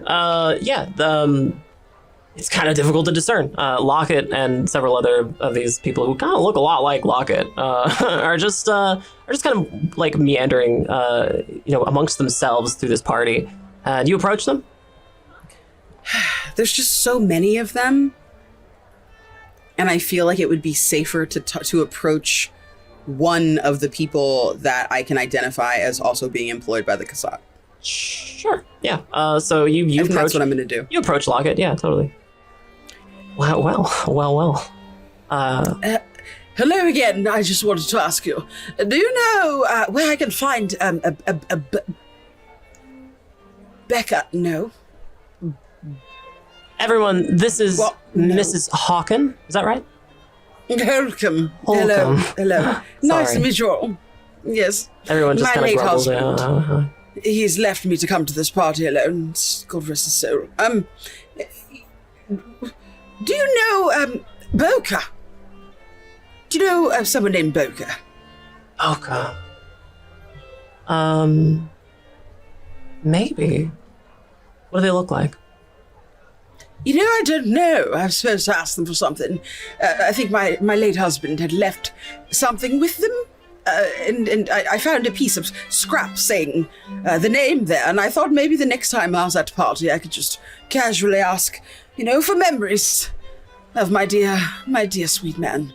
Well, I'm so sorry for your loss. Why don't you ask some of the scientists? It sounds like probably the scientists will know if your late husband was in correspondence with them. Yes. Oh, you're so wise. So sweet of you to give me this help. I'll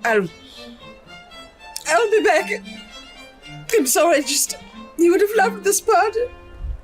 I'll swoop in and say, Oh, Mrs. Holcomb, just come with me. Oh, thank you, dear Dr. Cat. Please lead the way. Take me to your science friend. Let's go to the bar before. Yeah, come on, let's go clean up. And I'll Thank you, Locket. Please. Thank you. I'll take Mrs. Holcomb over to the bar, grab like some tissues, hand them to her, and I'll say, okay, I'm guessing I kind of overheard a little bit. Do we need to talk to Dr. Timbaland, or? I think maybe that's a good idea. Locket didn't seem to know much, and they're surrounded by what looks to be some kind of hive mind? I don't know. It's very strange. I'm getting a lot of that around here. Okay. Right. It's a weird vibe. It's very weird. I'll get it started then. Thank you. Lead the way. If I'm crying, know that I'm all right. I just have to keep it up for appearances. You're very convincing. And I'll lock onto where Dr. Timberland is, and I'll start making my way over there. Yeah, Timberland Geist is a slight woman. She's pretty short. She's really thin, very gaunt face, huge eyes, and she's wearing just some really practical clothes. She's got a vest on. She's got her sleeves are a little bit rolled up. She looks almost a little unkempt. Like definitely way different than the rest of the people here. She's pretty easy to spot. She's got spectacles on. She has a lensatic, kind of like pliers. I walk up like timidly, slowly, but you know how like when you can tell somebody sees you and they're trying to see you so you see them, and I'm just like And I'll say, Dr. Timberland Geist?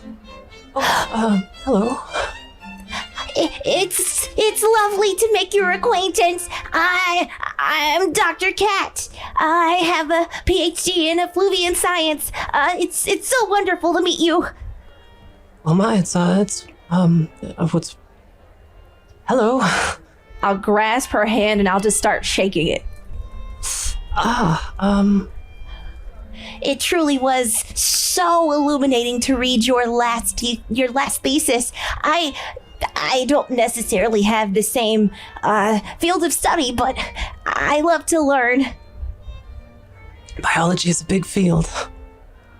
Yes. Oh, don't I know it? Let me not be rude. This is my acquaintance, Mrs. Holcomb. Hello. Oh, they're going through a very tough time. They recently lost their husband. I didn't mean to be dismissive, Doctor. Thank you. I don't know what to say. Don't say anything, my dear. Don't trouble yourself, please. Dr. Cat is such a fan of your work. You two just speak to one another, please. So... Okay. Yeah? Well... I'm just waiting. I'm waiting on her every word. I am supposed to be getting ready for the demonstration soon. You're doing a demonstration? Yes. We're setting up back over there, and it's supposed to be something of a surprise. So It's a surprise? Oh, right. I have a new assistant. Boca. What does your assistant look like? I hope they're helpful. Well, they're just an assistant. This is actually just the stars have aligned. Mrs. Holcomb would love to meet this assistant. I think her husband and them go back. We're really quite busy with setting up for the demonstration. If you wouldn't mind. Just a second, and I could fill in for just a second. I'm very good at taking instructions. I work in a lab, and I can assist just to give Miss Holcomb a few minutes. It wouldn't take long. It's true. If you could just give me just one moment with Boga, just to get my husband's final words, please. I know you don't know what to say, but you know what to do. A persuasion human check with all of this. I'll aid. Oh, that's so funny. Some of the best character work Grizz has ever given me.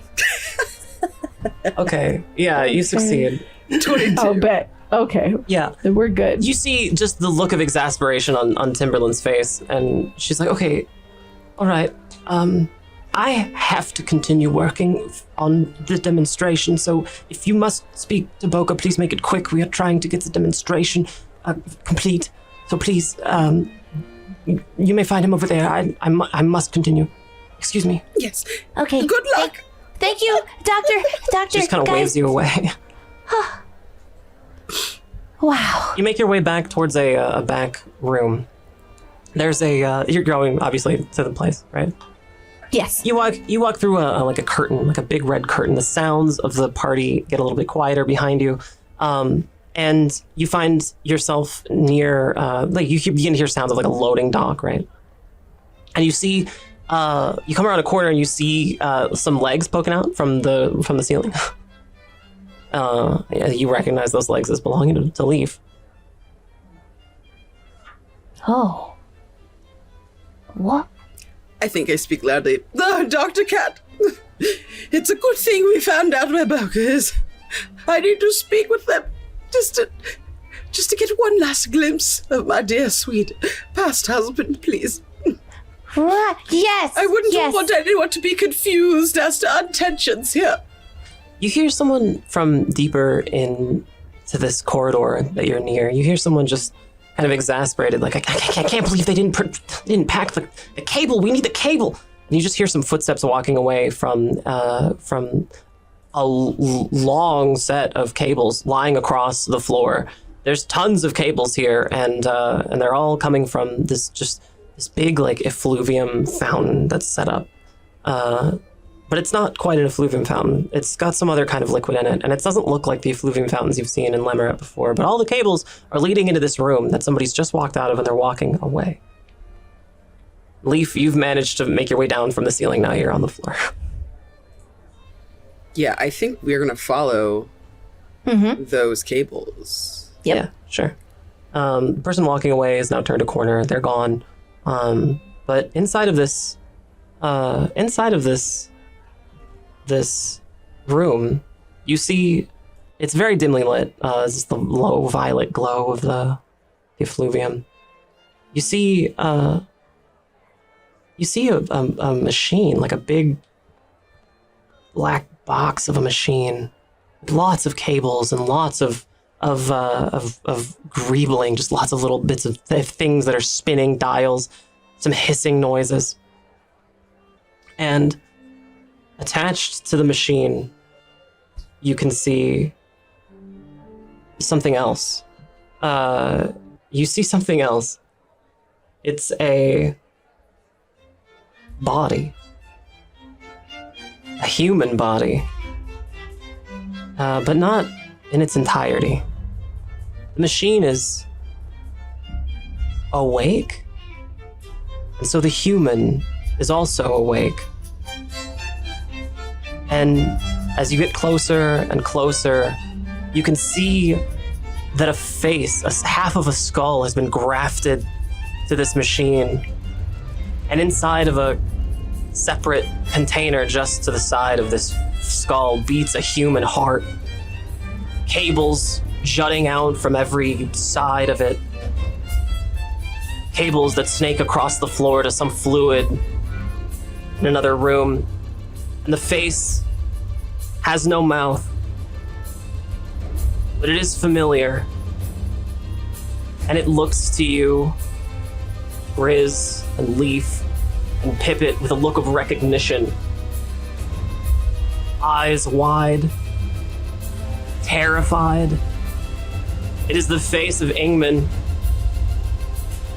and it stares at you in horror. We'll be back next week with another episode of Issliss. Hit that follow button. Make sure you have notifications turned on. Check out our merch store. Check out Holtzkern. Big thanks to our sponsor, Holtzkern. And we'll see you all next week. Head over to the Discord. We're going to talk about Issliss in the Discord, and we're about to do a really cool podcast for the merch store. So check out that. And we'll see everybody again for another episode of Issliss. Have a good rest of your week, everybody. Bye-bye.